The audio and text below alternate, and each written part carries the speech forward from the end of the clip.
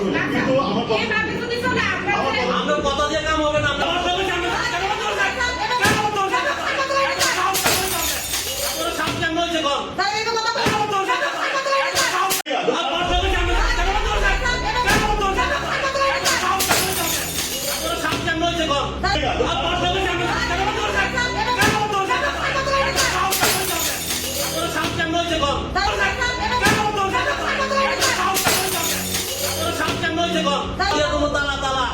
শুনতে